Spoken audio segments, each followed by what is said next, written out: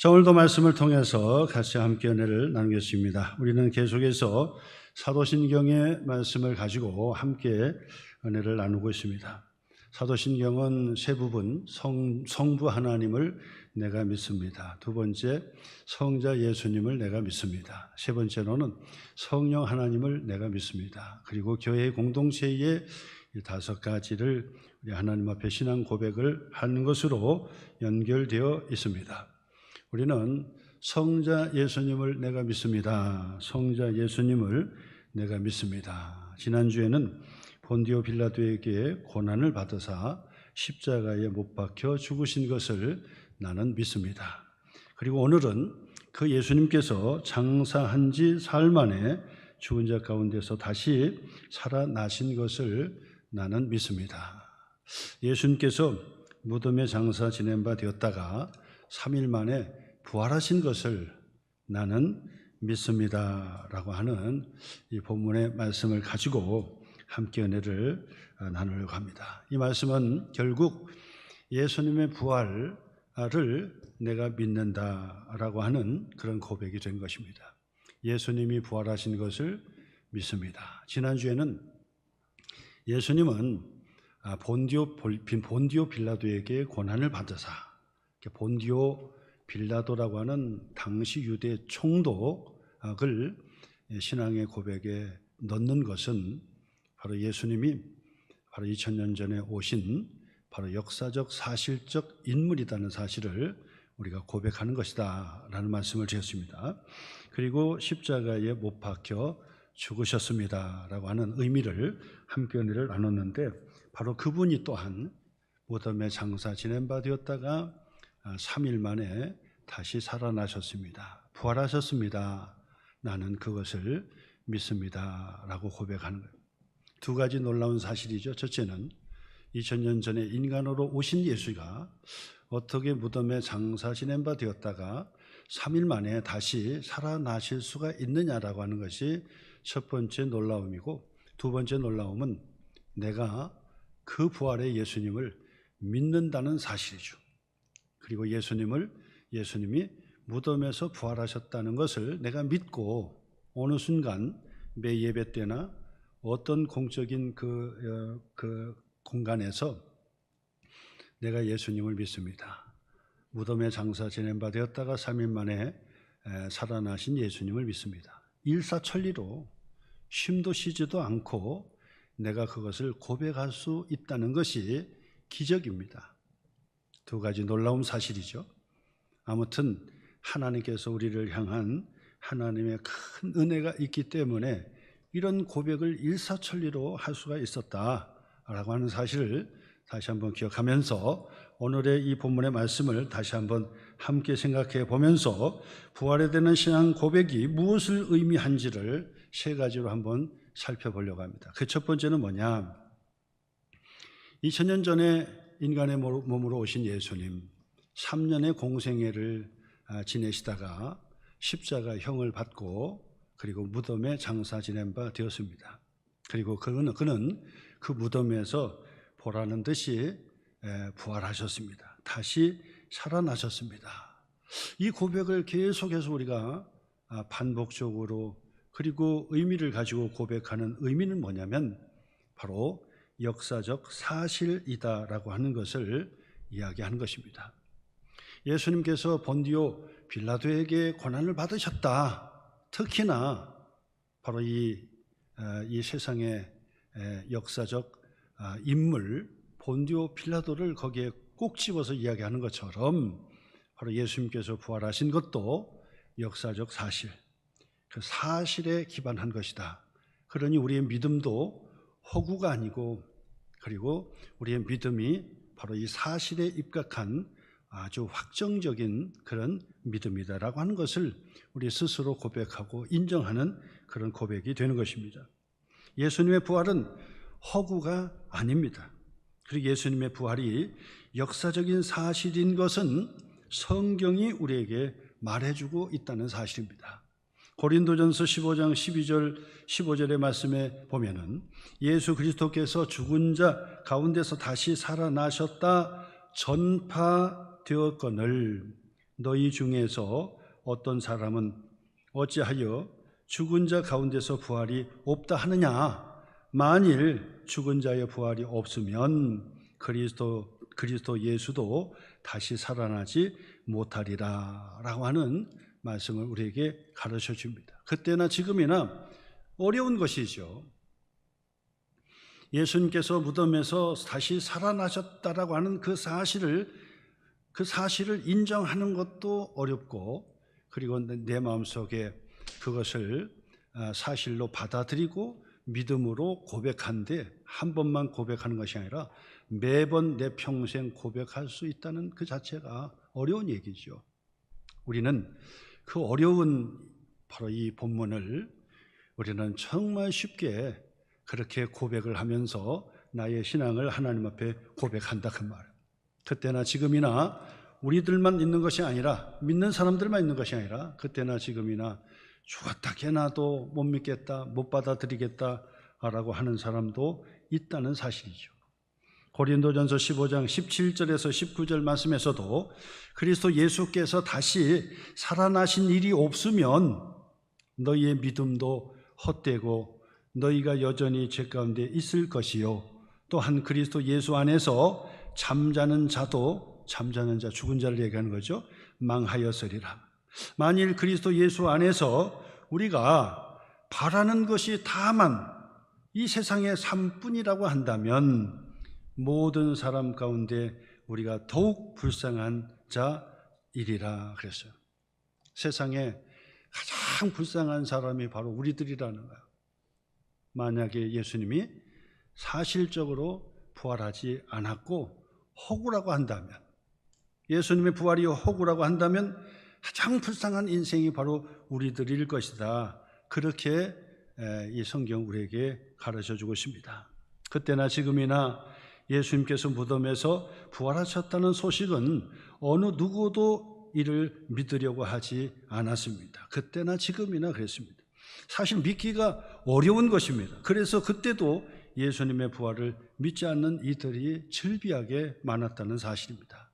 그러나 예수님께서 역사적인 사실로, 예수님께서 인간의 몸으로 오신 것도 역사적 사실이고, 십자가에 죽으시고 무덤에서 3일 만에 부활하셨다는 사실도 바로 성경은 우리에게 증언해 주고 있다는 사실입니다. 성경은 우리에게 가르쳐 주고 있습니다. 많은 사람들이 부활의 예수님을 목격했다라고 증인들을 대고 있습니다. 내가 예수님을 보았습니다. 부활하신 예수님을 내가 목격했습니다. 그래서 예수님이 베드로 사도뿐만 아니라 많은 부녀자들, 그리고 예수님의 12제자, 또 의심이 많았던 도마에게도 부활의 몸을 보여주셨고, 그들은 부활의 예수님을 목격하는 자가 되었다고 성경은 가르쳐 줍니다. 더 나아가서 제자들뿐 아니라 500여 형제가 한 군데 모여 있을 때 예수님께서 부활의 몸을 그들에게 보여주셨다는 사실이에요. 500여 형제가 동시에 부활하신 예수님을 목격했다는 것도 성경에 우리에게 증거로 가르쳐 줍니다. 과학이 발달한 이 시대에 한 사람이 부활하신 예수님을 내가 목격했다, 환상을 볼 수 있다라고 얘기합니다. 그렇죠? 환상을 볼 수 있지요. 비몽사몽간에, 역사적인 사실이 아니라 비몽사몽간에 환상을 볼 수가 있어요. 근데 두 사람이 동시에 한 환상을 보기는 드물다는 것입니다. 불가능하다는 얘기인데 그래도 혹 있을 수 있다는 얘기죠. 근데 세 사람 이상, 예수님의 제자 12명이 동시에 부활하신 예수님을 환상으로 볼 수 있다는 것은 불가능에 가까운 것이고, 더 나아가서 500의 형제들이 동시에 한 환상을 동시에 볼 수 있다라고 하는 것은 그는 환상일 수가 없다라고 이야기를 하게 되는 것, 불가능하다고 이야기하는 것입니다. 그러므로 성경은 많은 목격자들의 목격담을 통해서, 그 증인들을 통해서 예수님이 역사적으로 사실적으로 부활하셨다, 이것은 그냥 허구도 아니고 환상을 본 것도 아니다라고 가르쳐 줍니다. 더 나아가서 예수님의 부활은 빈 무덤이 바로 부활을 이야기하는 것이다. 그래서 빈 무덤에 찾아가서 예수님의 시신에 향유를 부려고 갔는데 예수님이 보이지 않고 무덤은 빈 무덤이었다는 사실도 성경은 우리에게 가르쳐 줍니다. 더 놀라운 사실은요, 로마의 이 당국이 예수님의 부활, 거짓되다라고 증거를 대지 못했다는 사실입니다. 왜냐하면 그 당시 밀란이 일어날까 봐서 부랴부랴 예수님을 십자가에 못 박아 죽이라고 재판을 했습니다. 밀란이 날까 두려워서 그렇게 했던 것입니다. 그런데 어느 순간 많은 사람들이 수근수근하면서 아니 담대하게 바로 십자가에 죽으신 예수님이 부활의 몸으로 나타나 보여주셨다라고 하는 이야기가 계속해서 소문이 일어나서 많은 사람들에게 알려지기 시작했습니다. 그렇다고 한다면 예수님이 부활하셨다라고 하는 거짓된 소식을 전하는 자들에 의해서 가장 민감하게 반응한 사람과 기관은 바로 로마의 당국이었을 것입니다. 로마의 당국은 군인들을 풀어서 그것을 검증할 수도 있고, 그리고 돈도 있고 또 이 권력이 있기 때문에 얼마든지 그 소문을 잠재우고 예수님의 부활은 환상이다, 거짓된 것이다 라고 밝혀낼 수 있는 능력은 바로 로마의 당국에 있었다고 하는 것입니다. 그러나 그들은 예수님의 부활의 소식을 전하는 자를 핍박을 할 수는 있었지만은 그 부활이 거짓되다는 증거를 하나도 제시할 수 없었다는 사실, 이것이 바로 예수님의 부활을 역설적으로 증거해 주는 것이라고 말씀을 드릴 수가 있는 것입니다. 더 나아가서 여러분 한번 더 깊이 생각해 보시기 바랍니다. 예수님의 제자들입니다. 예수님의 제자들이 그 며칠 사이로 확 변했다는 거예요. 여러분 알다시피 예수님께서 겟세마네 동산에 마지막 기도하실 때 제자들이 그곳에서 함께 기도했어요. 그리고 그 예수님에게 베드로는 내가 예수님의 죽음의 현장에까지도 내가 가서 대신 죽을 수도 있다고 호언장담했어. 나는 다른 사람이 다 배신해도 나는 예수님을 배신하지 않는다고까지 했어요. 그런데도 불구하고 베드로도 두려워 떨어서 예수님을 모른다고 3번 부인하고 도망쳤고, 그리고 나머지 제자는 말할 것도 없이 두려워 떨었습니다. 그 예수님을 지키지 못하고 나에게까지 그 해가 들어올까 봐 가지고 집으로 도망갔고 낙심하며 도나갔던 자들이 제자들이었습니다. 그런데 그들이 어느 순간 며칠이 되지 못해서 엄청나게 변화가 된 거예요. 그 얘기는 뭐냐면 바로 십자가에 죽으신 무덤에 장사된 예수님께서 부활하셨다, 다시 사셨다, 내가 그를 목격했다라고 이야기하기 시작하는데, 이것은 그냥 말만 전하는 것이 아니라 그 말을 전하다가 핍박을 받고 옥에 갇히기도 하고 스데반 집사처럼 죽음에 이를 수도 있는 상황이었습니다. 그런데도 불구하고 그들은 어떻게 며칠 사이에 그렇게 사람이 변화될 수가 있었느냐, 그 얘기예요. 사실 여러분, 한 사람이 변화된다는 거 쉬운 일이 아닙니다. 엄청난 큰 충격이 아니고는 그 사람이 변화된다는 거 쉬운 일이 아니에요. 평생을 통해서도 변화가 쉬운 것이 아닙니다. 그런데 며칠 못 되어서 두려워 떨고 도망쳤던 제자들이 이제는 죽음을 각오하고 예수님이 부활하셨습니다. 그리고 부활하신 예수님, 부활의 몸을 내가 보았습니다. 만져보았습니다. 함께 식사도 하고 물을 마셨습니다. 그분의 이야기도 들었습니다라고 담대하게 죽음을 각오하고 그렇게 변화되어서 예수님의 부활을 증거할 수 있다는 사실, 그들이 어느 순간 모여가지고 야, 이제부터 절망하지 말고 예수님 부활했다고 그렇게 거짓말하자, 예수님 부활했다고 그렇게 거짓 소문을 내보기 시작하자 라고 같이 모여서 합의하고 다짐을 하고 돈을 주고 받았다고 한들 몇 번에 걸쳐서 할 수는 있지만은 모두가 한 목소리로 변화되지 않고 죽음에 이르기까지 예수님의 부활을 증거할 수 있었다는 사실, 무엇으로 그 변화를 여러분들은 해석할 수 있겠습니까? 왜 저들이 저렇게 변했을까? 돈을 많이 받았기 때문에, 누군가에 의해서 돈을 많이 받았기 때문에, 뇌물을 받았기 때문에 그렇게 거짓 정보를, 그렇게 소식을 전하고 있었을까요? 아니면 권력을 하나하나 다 준다고 했기 때문에, 권력 있지도 않지만은 권력을 다 준다고 회유했기 때문에 예수님 부활했다고 거짓된 소식을 전하기 시작했을까요? 아니, 그것이 자기의 목숨보다도 그렇게 소중한 것일까요? 자기의 목숨이 왔다 갔다 하는데 예수님이 부활하셨다, 부활하신 예수님을 목격했다라고 그렇게까지 끊임없이 소식을 전할 수 있었을까요? 어떤 것으로도 제자들의 변화를 해석할 수가 없어요. 단 하나, 진짜 예수님께서 부활하신 것을 목격했다라고 하는 거죠. 그거 외에 무엇으로 제자들이 그렇게 변화됐다는 것을 우리가 변증해 줄 수가 있겠느냐, 그 말. 더 나아가서 이 사도 바울을 우리가 보세요. 사도 바울은 예수님의 부활의 소식을 전하는 자를 잡아다가 옥에 가두고, 그리고 그를 죽이려고까지 했고요. 그 다음에 스데반 집사의 돌에 맞아 죽는 바로 그 현장에도 사도 바울이 있었어요. 사도 바울은 열정적인 사람이었습니다. 예수님께서 살아나셨다는 이야기도 듣기 싫었고, 그리고 인정할 수가 없었고, 그리고 그 소식을 전하는 자도 그가 용납할 수가 없었기 때문에 공문서를 받아 들고 예수님의 부활을 증거하는 그리스도인을 옥에 가두는 일에 열정을 냈던 사람입니다. 그러나 어느 날 하루아침에 이 바울이 변한 거예요.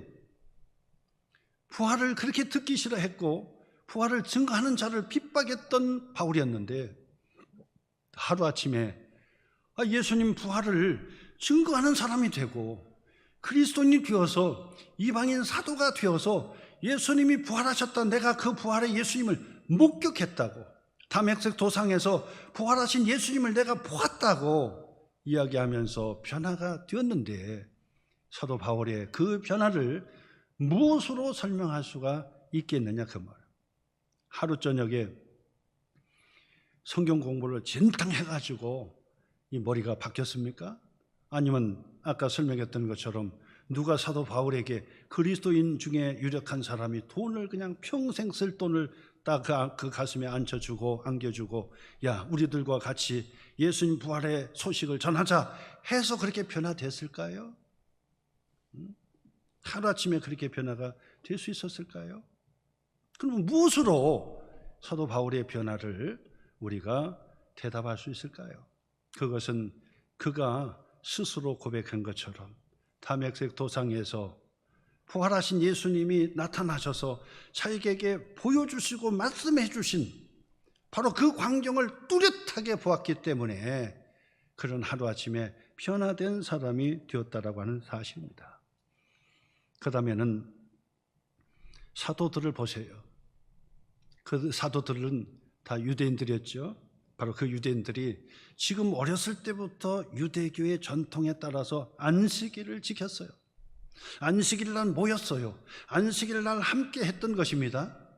그런데 어느 순간 서로가 입을 맞추고 서로가 함께한 것도 아닐 텐데 그들이 주일날 모이기 시작했어요. 주일날 모여서 예수님께서 가르쳐 주신 성만찬을 했고, 그리고 주일날 모여서 예수님의 부활을 증거하자고 했고, 기도했고, 예배 드렸다는 사실입니다. 누가 그들에게 어렸을 때부터 전통적으로 지켰던 안식일을 깨버리고 하루아침에 주일날 모여서 찬송하고 기도하고 말씀 보고 예배를 드리는 그런 사람으로 바뀌어졌을까요? 무엇으로 그것을 여러분 설득할 수 있을까요? 이해할 수 있었을까요? 그것은 다른 거 아닙니다. 바로 주일에 주님이 부활하셨기 때문에 부활하신 예수님을 기념하기 위해서 과감하게 유대교의 안식일을 저버리고 바로 안식일의 성취가 되는 주일을 바로 그들이 섬기고 만났다는 거죠. 그리고 예배를 드렸다는 사실이죠. 이처럼 성경은 예수님의 부활을 목격자로 변증해주고 여러 가지 사실 빈 무덤으로 우리에게 소식을 알려주면서 예수님은 역사적인 사실로 부활했다, 속이는 것이 아니다. 그냥 한번 그렇게 얘기해보자 해서 가짜 뉴스가 계속 전파된 것이 아니다. 어떤 심리적으로 환상적으로 그렇게 얘기하는 것도 아니라 역사적인 사실이라는 거예요. 그들이 직접 목격했고, 그리고 목격한 그 부활의 예수님의 손을 만져봤고, 그리고 함께 음식을 나누는 그런 경험을 했다는 사실이죠. 성경은 그것을 우리에게 줄곧 이야기해 주기 때문에 나는 예수님을 믿습니다. 그 예수님은 십자가에 죽으시고 무덤에 장사된 바 되었는데 그곳에서 3일 만에 부활하셨습니다. 40일 동안 제자들에게 보여주셨습니다. 500의 형제에게 보여주셨습니다. 그리고 사도 바울에게도 보여주셨습니다. 그리고 예수님은 40일 후에 하늘로 그 제자들이 보는 광경에서 승천하셨습니다. 바로 이 고백을 우리가 하는 것은 뭐냐? 역사적인 사실이기 때문에 고백을 하는 거예요. 그냥 환상 거짓된 것을 우리가 왜 고백합니까? 부활이 거짓이라면 사도 바울이 우리에게 권면해 주는 것처럼 우리들이 세상에서 가장 불쌍한 사람이 될 것입니다. 그러나 부활이 사실이라면 세상의 어떤 사람보다도 가장 행복한 사람이 되는 것입니다. 성경은 그것을 우리에게 사실이라고 계속해서 변증해 주고 우리에게 고백해 주고 있다는 사실이에요. 그래서 나는 예수님 믿습니다, 예수님의 부활을 믿습니다 라고 하는 그 고백은 역사적인 사실이기 때문에, 그게 팩트이기 때문에 그렇게 고백을 한다라고 하는 의미가 되는 것입니다. 두 번째로, 나는 예수님을 믿습니다, 부활하신 예수님을 믿습니다 라는 그 고백의 의미는 예수님의 부활이 첫 열매, 부활의 첫 열매가 된다는 의미를 거기에 들어가고 있는 것입니다. 예수님의 부활에 대한 신앙의 고백을 하는 의미는 그의 부활은 첫 열매가 되었다는 것입니다. 고린도전서 15장 20절로 22절의 말씀해 보니까, 그러나 이제 그리스도 예수께서 죽은 자 가운데서 다시 살아나사 부활하사 잠자는 자들의 첫 열매가 되셨도다. 첫 열매가 되셨도다. 사망의 한 사람으로 말미암았으니 죽은 자의 부활도 한 사람으로 말미암는도다. 아담 안에서 모든 사람이 죽은 것 같이 그리스도 예수 안에서 모든 사람이 삶을 얻으리라. 성경은 우리에게 그렇게 가르쳐주고 있습니다. 예수님이 부활의 첫 열매가 되신다는 의미가 무엇입니까? 나도 예수님을 믿으면, 예수 그리스도 안에서 믿음 생활하면 예수님이 부활하신 것처럼 나도 부활할 수 있다는 것이죠. 그 부활을 확신하는 것입니다. 예수님의 부활이 나의 부활로 확신하는 것이지요. 그것이 신앙의 고백 속에 의미로 들어가 있다는 사실입니다. 여러분, 사도신경의 이 짧은 고백 속에 얼마나 많은 의미가 그 속에 들어가 있습니까? 나는 예수님을 믿습니다. 십자가에 죽으시고 무덤에 장사 지낸 바 되었다가 3일 만에 부활하신 것을 믿습니다. 그것은 예수님이 첫 열매고 나 또한 예수님처럼 부활할 것을 나는 믿습니다. 생명을 얻을 것을 믿습니다. 나도 영생을 얻은 것을 내가 믿고 확신합니다라고 하는 고백이 그 속에 잔뜩 들어가 있다는 사실입니다. 예수님께서 나사로가 죽었을 때 그 동네에 찾아왔습니다. 마리아와 마르다를 만나 주셨습니다. 그리고 예수님께서 그들에게 하신 말씀, 유명한 말씀이 있습니다. 요한복음 11장 25절로 26절의 말씀 보니까 예수님께서 이르시되 나는 부활이요 생명이니 나를 믿는 자는 죽어도 살겠고 무릇 살아서 나를 믿는 자는 영원히 죽지 아니하리니 이것을 내가 믿느냐. 이것을 내가 믿느냐. 나사로의 죽음 앞에 예수님께서 마리아와 마르다에게 하신 말씀이 된 것입니다. 나는 부활이요 생명이다. 난 부활이요 생명이다. 그래서 나사로를 살려주셨고 또한 예수님께서 친히 무덤에 장사된 바 되었다가 예수님께서 3일 만에 부활하신 것입니다. 첫 열매가 되신 것입니다. 그러므로 누구든지 예수님을 믿는 자는 예수님처럼 두 번째 부활, 세 번째 부활, 모든 분들이 그 예수님의 부활에 참여한다는 사실입니다. 죽어도 산다는 거예요. 나는 부활이요 생명이니 나를 믿는 자는 죽어도 살겠고, 예수를 믿는 자는 예수님처럼 죽어도 산다는 얘기입니다. 성자 예수님을 믿습니다. 부활하신 예수님을 믿습니다. 바로 그 속에는 나도 죽어도 산 것을 믿습니다. 예수님의 첫 열매가 되셨기 때문에 주님이 오실 때 나도 삽니다. 나도 생명을 얻습니다. 나도 영생을 얻습니다. 예수 그리스도 안에서 영생을 얻습니다. 죽어도 삽니다 라는 그 고백이 그 속에 잔뜩 들어가서 확신에 찬 고백으로 주님 앞에, 많은 성도들 앞에, 교회 앞에 공적으로 고백하는 거예요. 나는 예수님을 믿습니다. 예수님이 부활하신 것을 믿습니다.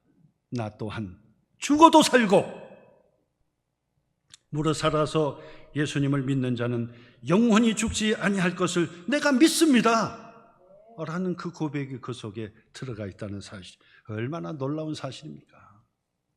이 고백은 바로 우리에게 부활의 생명, 영생의 확신을 우리에게 주시는 말씀이 되는 것입니다. 그러므로 예수님의 부활은 우리의 구원을 인쳐주시는 사건이 되는 것입니다. 예수님께서 십자가에 죽으신 것은 우리를 위한 구원의 사역이었음을 확증해 주시는 사건이 바로 이 부활인 것입니다. 그러므로 부활은 예수님의 죽으심으로 우리의 모든 죄를 용서해 주시고 하나님의 자녀가 되게 하셨다는 것입니다. 이를 또한 확증해 주시는 것이 바로 부활이다라는 사실입니다. 성자 예수님을 내가 믿습니다. 예수님께서 부활하신 것을 믿습니다. 그 얘기는 예수님이 부활의 첫 열매가 되셨지 않습니까? 나도 예수 그리스도 안에서 부활을 믿습니다. 주님이 나를 부르실 때, 주님이 다시 오실 때, 그때 우리는 예수님처럼 영화의 몸을 가지고 천국에 들어갈 것을 나는 믿고 확신합니다라고 하는 고백이 그 속에 쏙 들어간 거예요. 마지막 세 번째로, 부활은요, 성도들에게 희망과 기쁨을 주는 것입니다.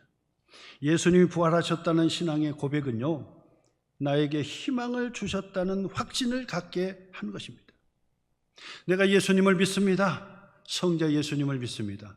예수님이 무덤에서 3일 만에 부활하신 것을 나는 믿습니다라고 하는 순간, 그 고백을 하는 순간 하나님께서 우리들에게 피드백으로 주시는 말씀이 있어요. 그 말씀이 뭐냐? 너는 이 땅에서 어떻게 살아야 될지를 이제 깨달아라. 이 땅에서 희망을 가지고 살 것을 내가 너에게 권한다 하시는 주님의 음성이 그 속에 들어가 있는 거예요. 예수님의 부활을 확신한다고 한다면, 그리고 신앙의 고백을 통해서 공적으로 고백하기 시작할 때 성령께서 우리 가운데 계속해서 말씀해 주시는 것입니다. 너도 그 부활에 참여하게 될 것이니 두려워하지 말고 세상을 향하여 강하고 담대하게 살아내라. 주님이 그렇게 말씀하시는 거예요. 성령께서 우리에게 그렇게 말씀하시는 거예요. 성령께서 우리에게 말씀하시는 것입니다. 부활의 예수님을 믿습니다 하는 순간 너는 이제 부활의 신앙, 그 희망을, 산 희망을 가지고, 산 소망을 가지고 이제부터 힘차게 세상을 향하여 나가서 살아라. 그 고백을 우리에게, 그 말씀을 우리에게 들려주시는 거예요. 여러분, 주님께서 우리에게 성령으로 그 피드백 해주시는 음성을 들으시는 여러분 되시기를 주님의 이름으로 축원합니다. 로마서 10장 9절에서 10절 말씀 보니까, 내가 만일 내 입으로 예수를 주로 시인하며 또 하나님께서 그를 예수 그리스도를 죽은 자 가운데서, 무덤에 장사 치렀던 죽은 자 가운데서 3일 만에 살리신 것을, 하나님께서 예수님을 무덤에서 살리신 것을 내 마음에 믿으면 너는 구원을 받으리라. 사람이 마음으로 믿어 의에 이르고 입으로 시인하여 구원에 이르느니라. 예수님의 부활, 하나님께서 우리를 위하여, 우리의 죄를 용서해 주기 위하여 그의 독생자 예수님을 십자가에 달려 죽게 하시고 그리고 우리의 구원을 확증시켜 주시기 위하여 하나님은 무덤에서 예수님을 이렇게 세워주셨다는 사실입니다. 부활케 하여 주셨다는 사실입니다. 그것을 믿는 자는 구원의 확신을 갖게 되는 것이고 그리고 그 부활의 신앙을 사도신경으로 다 고백하는 순간 성령께서 우리에게 힘을 주시는 것입니다. 내가 너에게 바로 성령의 능력을 허락하여 주신다. 약속하신 말씀처럼 성령으로 우리에게 충만케 해주시고 그러니까 성령 안에서 우리는 이 고백하는 순간 예수님의 부활처럼요 활기차게 희망차게 일어나야 되는 것이 정상이다라고 하는 사실입니다. 예수님의 부활을 믿는다고 하면서 왜 의기소침하게 살아갑니까? 예수님의 부활을 믿는 부활의 신앙을 가진 사람이 왜 낙심하십니까? 하나님께서 무덤에서 예수님을 다시 살도록 이렇게 세워주신 이 부활의 신앙, 그 첫 열매가 되셔서 우리도 그와 같이 생명과 영생을 갖는다고 우리에게 주시는데 그런 고백을 우리가 하고 있는데 왜 의기소침하십니까? 왜 우리가 세상에서 낙심하면서 살아내야 되지요? 뭔가 이상한 것입니다. 그렇지 않습니까? 무엇인가 이상한 것이지요. 부활의 생명을 확신하고 성자 예수님을 믿습니다. 그 예수님은 역사적인 사실, 바로 인간의 몸으로 하나님이신 예수님이 인간의 몸으로 오신 것을 믿습니다. 근데 그분이 십자가에서 나의 죄를 대신하여 죽어주시고 무덤에 장사된 바 되었다가 3일 만에 부활하시는 것을 나는 믿습니다 하는 순간 성령께서 우리에게 힘을 주시는 거예요. 희망을 가지라고, 영생의 축복을 받으라고, 그것을 확신하라고, 하나님의 자녀가 된 것을 확신하라고. 하나님의 자녀는 낙심하지 않는 것입니다. 하나님의 자녀는 의기소침하지 않는 것입니다. 하나님의 자녀는 의기당당하게 강하게 서야 되는 것입니다. 세상을 향하여 하나님께서 보내주시는 것입니다.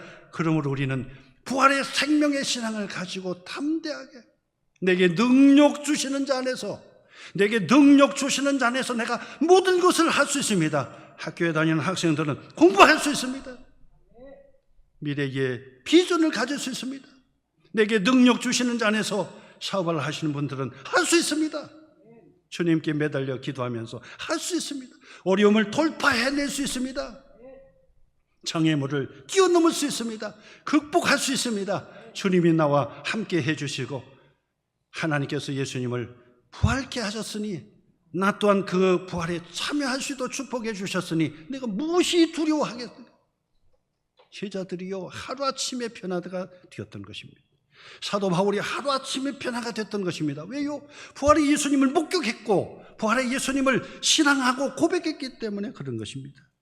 오늘 여러분, 부활의 예수님을 믿고 신앙 고백하는 것은 하나님께서 우리에게 희망, 산소망을 피드백해 주시는 거예요.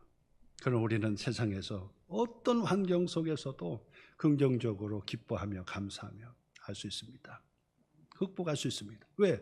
나 혼자 가는 길이라면 못하죠. 근데 주님이 함께 해주시니까 극복할 수 있습니다.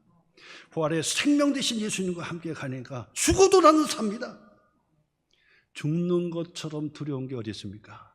근데 죽음을 극복했으니 무엇이 두려워하겠습니까? 전에 어렸을 때 한 70세 거의 되셨던 그 목사님이 그렇게 얘기하더라고요. 죽기밖에 더 하겠어. 그러더라고요.